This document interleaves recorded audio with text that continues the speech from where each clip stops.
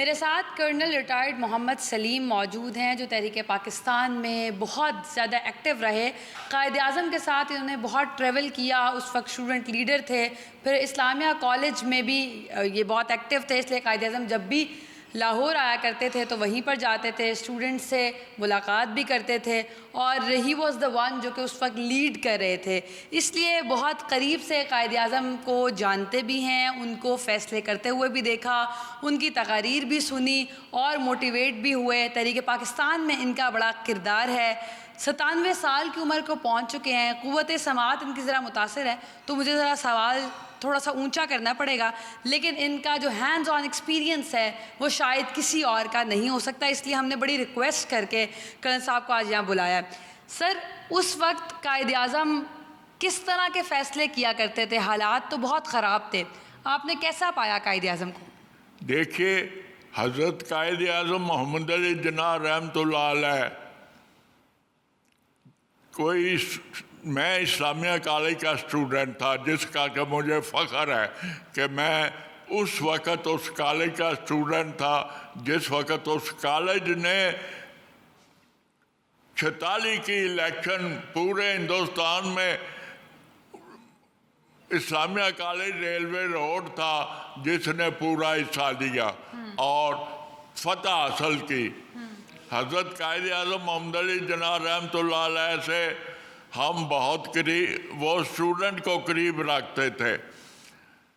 صرف میں یہ عرض کرنا چاہتا ہوں کہ ہم نے ان سے بڑی جاریں بھی کھائی ہیں، بڑا پیار بھی لیا ہے.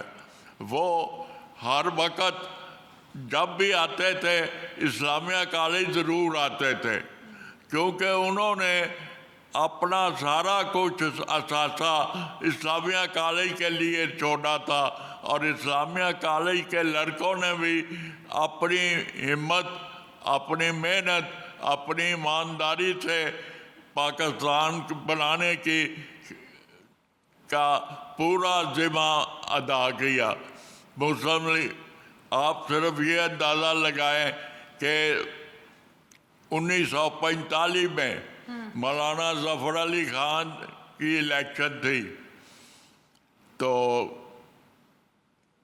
یہ حضرت قائد اعظم محمد علی جناح رحمۃ اللہ علیہ پشاور کے مسلم اسٹوڈنٹ فیڈریشن کے اجلاس میں گئے ہوئے تھے.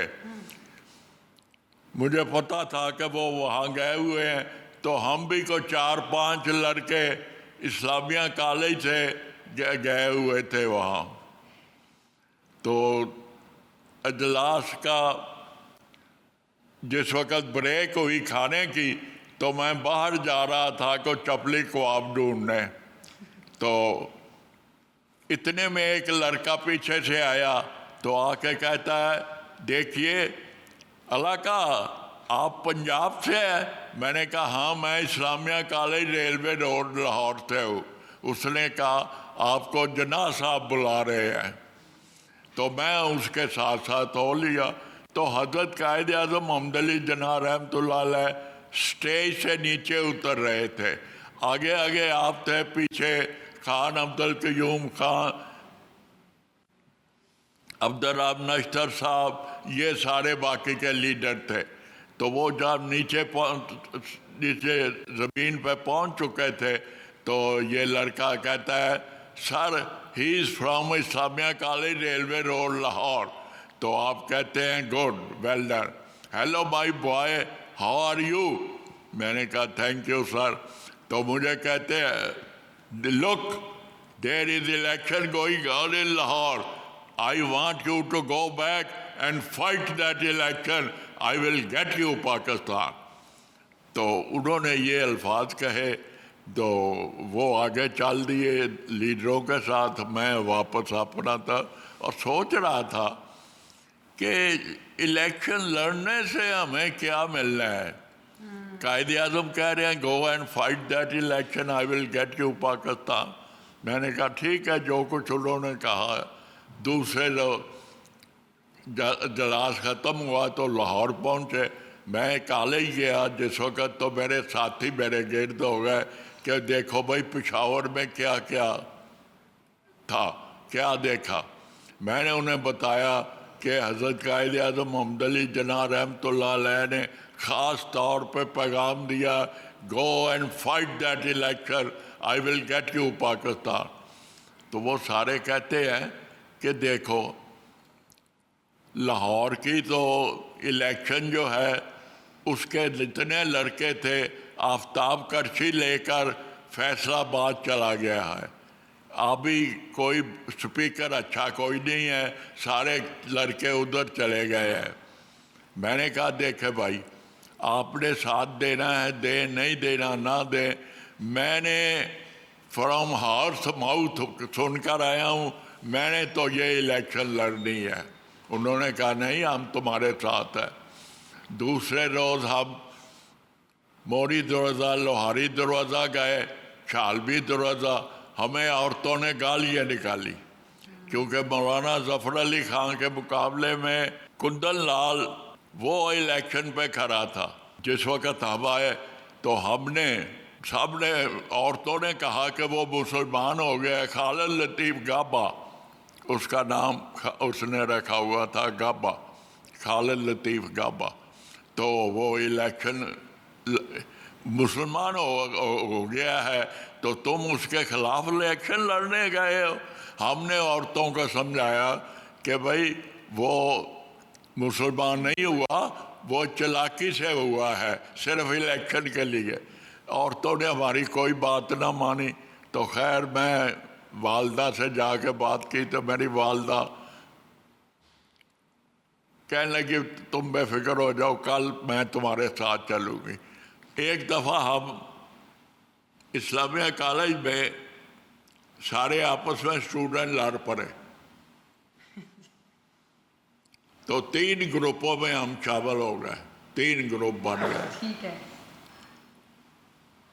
اگر ہم ملتے تو ہم قائد اعظم کو بتاتے کہ جی اس نے یہ کیا ہے، دوسرے ملتے وہ کہتے اس نے یہ کیا ہے. تو حضرت قائد اعظم محمد علی جناح رحمۃ اللہ علیہ نے ہمیں وقت دیا کہ میں حبیبیہ ہال میں آپ تینوں کو سنوں گا. تو وقت مقررہ پہ ہم پہنچ گئے. ہم نے اپنا کیس تیار کیا، باقی 2 نے بھی اپنا اپنا کیس تیار کیا. تو جب حبیبیہ ہال کے اندر آپ تشریف لائے تو اس وقت پریس والے بہت تھے.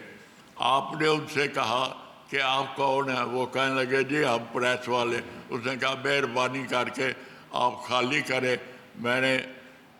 انہوں نے کہا نہیں جی آپ ہم سننا ہے کہ آپ کیا کہنا چاہتے ہیں. تو آپ نے کہا لک یہ میری اور میرے بچوں کے درمیان a naughty father a father is going to deal with his naughty sons. اس واسطے میں آپ کو اس میں شامل نہیں کروں گا. وہ وہاں سے نکل کے اسلامیہ کالج کی اوپر گیلری ہے اس کونے میں چلے گئے. تو آپ نے اوپر دیکھا تو وہ بیٹھے تھے. آپ نے کہا کہ آپ خالی کریں. میں جب تک آپ خالی نہیں کریں گے کیونکہ یہ purely a father and his sons, naughty sons. تو خیر وہ بیچارے اٹھ کے چلے گئے، دروازہ بند ہو گیا. تو آپ نے کھڑے ہو کے کہا، پتہ نہیں کسی نے کوئی بات کی پیچھے سے آ کے. تو حضرت قائد اعظم محمد علی جناح رحمۃ اللہ علیہ کھڑے اس وقت روسٹرم پہ جا رہے تھے. تو کہنے لگے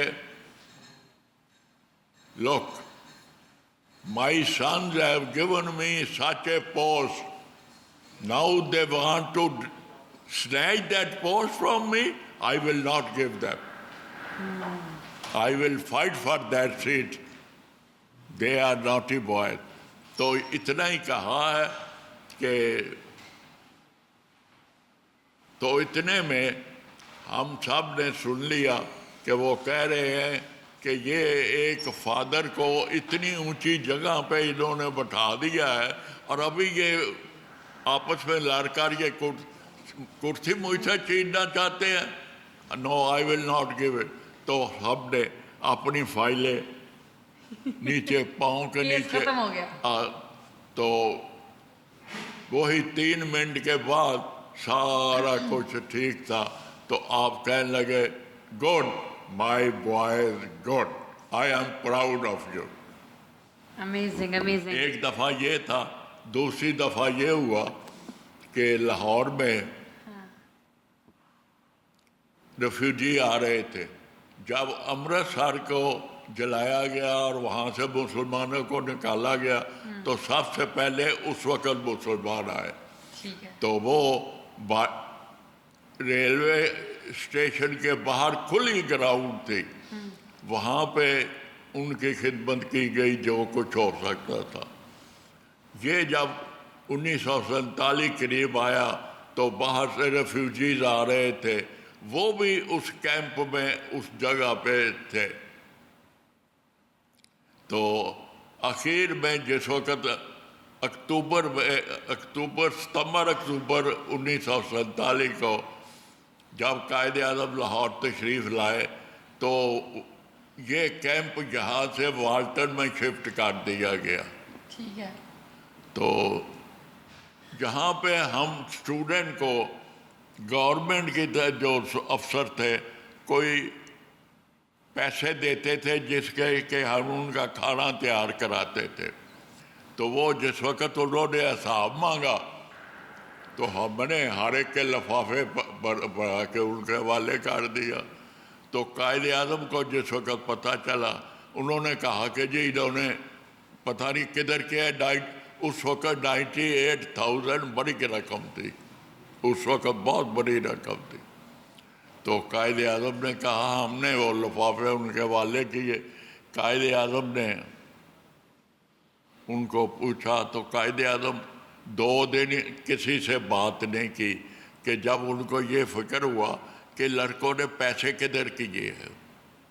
تو جس وقت ان کو تیسرے دن بتایا گیا کہ جناب پیسے کی رقم پوری ہے, رسیدیں ہیں, لیکن انہوں نے غلط حساب بنایا ہے. تو اس وقت قائد اعظم صاحب کو ہوش آئی, کھڑے ہو کے کہنے لگے لوک یہ ان کی ہمت ہے کہ انہوں نے جو ریفیوجی آئے تھے ان کو کھانا کھلانا شروع کیا, تم لوگ کدھر تھے؟ یہ تمہارا کام تھا آگے بڑھ کے کام کرنے کا, ان کا کام نہیں ہے. مجھے I'm proud of my sons, my boys are good. Thank you so much sir, بہت اچھا لگا آپ سے بات کر کے. اللہ کرے کہ آپ کی قربانیاں رنگ لائیں اور ڈیفینیٹلی آئیں گی. یہ مشکل وقت ہے, کچھ حصہ ہے, گزر جائے گا.